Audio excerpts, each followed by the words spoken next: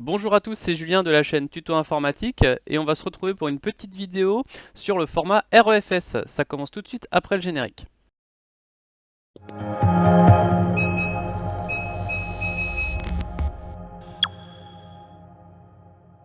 Donc tout d'abord, je vais vous parler du format REFS, mais qu'est-ce que c'est que le format REFS? En fait, c'est un nouveau système de fichiers qui est apparu au départ sur la version Windows Server 2012, puis qui s'est amélioré au fil du temps, notamment sur la version 2016-2019. Elle était beaucoup plus stable sur ces versions-là, et il est question en fait de l'intégrer maintenant sur la version Windows 11, c'est-à-dire que sur les versions Windows client. Auparavant, ce format de fichier REFS était plutôt réservé au système version serveur. Alors, le REFS, ce qu'il faut savoir, c'est que ça va être un peu le successeur du format NTFS classique. Par contre, petite subtilité, c'est qu'il n'est pas possible d'installer un système d'exploitation sur le format NTFS. Votre système Windows sera forcément installé sur une version de partition en format NTFS. Par contre, pour les données, et notamment on va voir, c'est ce qui est intéressant, c'est sur les serveurs Hyper-V pour virtualiser des machines virtuelles, il y a un gain quand même de performance qui est assez impressionnant au niveau de la création des fichiers VHD et VHDX. Alors la grosse différence au niveau du REFS par rapport à NTFS, c'est qu'en fait il y a une protection contre la perte ou la corruption des données. C'est automatique, en fait c'est natif, c'est-à-dire que chaque bloc va être contrôlé par un cluster et ça va vous permettre de vérifier que toutes les données sont intactes. Vous savez, de temps en temps, des fois votre partition NTFS elle peut tomber en rade et vous êtes obligé de faire la fameuse commande chkdsk pour réparer votre partition. Là sur le REFS en fait c'est automatique.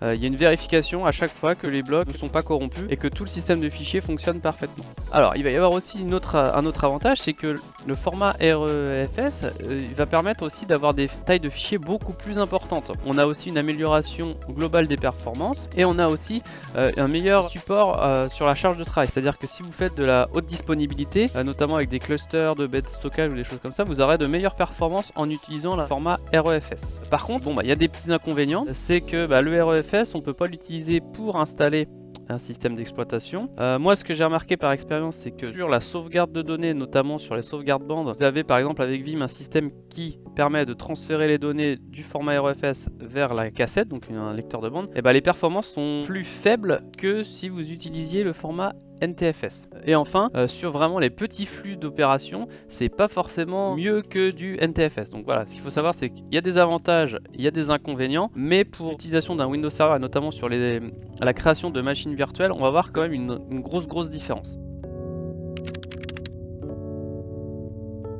Alors maintenant, je suppose que vous allez vous demander comment on fait pour activer ce format de fichier. Et bien c'est tout simple en fait, parce que si vous êtes sur un Windows Server 2012, 2016, 2019 ou 2022, c'est directement disponible. Pour activer le format REFS, vous devez formater votre partition. Donc là je vais formater, par exemple si je veux formater ma partition VME, je vais faire un clic droit à la formater. Par défaut c'est NTFS, mais vous pouvez choisir le format REFS et vous cliquez sur démarrer. Voilà, c'est tout. Votre partition, elle est prête, elle est au format REFS. Donc maintenant ce qu'on va faire, on va créer un nouveau disque dur au format VHDX sur une machine virtuelle qui s'appelle Windows 11 Prod. Donc ce que je vais faire dans mon Hyper-V, je vais ajouter un disque dur. Je vais faire nouveau.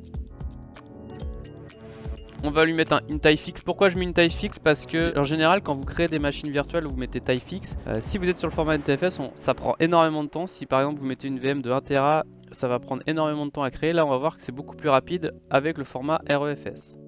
Donc là je vais spécifier, donc là je vais lui donner un nom, je vais l'appeler data.vhdx. Au niveau du stockage, je vais choisir mon stockage D qui est au format REFS. Donc je vais le mettre dans Hyper-V. Windows 11, Virtual Disk, sélectionné. Donc, maintenant je vais lui mettre une taille. Allez, volontairement je vais mettre une taille de 1 Tera pour vous montrer la rapidité avec laquelle le disque dur va se créer. Donc on va créer un disque dur virtuel vierge. Suivant, terminé. Et là maintenant c'est parti, il va créer la partition. Voilà, vous avez vu, en même pas 2 secondes la partition elle est créée.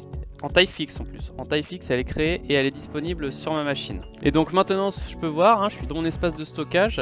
J'ai bien ma VM qui s'appelle VHDX Data et qui fait 1 Tera. Donc vous voyez, le disque dur virtuel a été créé rapidement. Ce qu'il faut savoir, c'est que ce format-là, quand vous allez avoir des copies de fichiers ou des choses comme ça, ça va être beaucoup plus rapide également. Notamment aussi sur la sauvegarde avec le logiciel Vim. Vim, quand il sauvegarde des données qui sont stockées sur un format REFS, il est beaucoup plus rapide et beaucoup plus performant.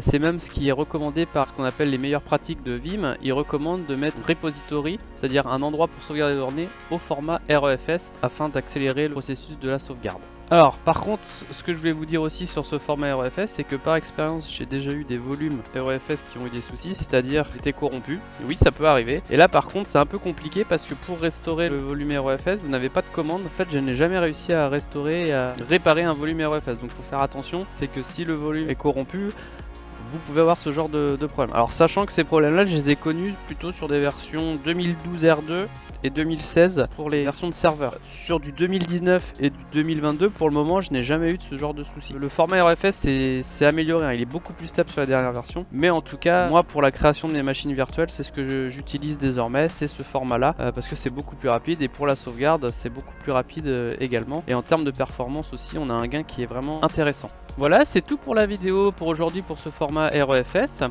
Si ça vous intéresse, je vous mets le lien de l'article du blog tutoinformatique.com dans la description. N'oubliez pas de mettre un pouce bleu et de cliquer sur l'abonnement et de mettre la petite cloche. Merci et à bientôt, c'était Julien de Tuto Informatique.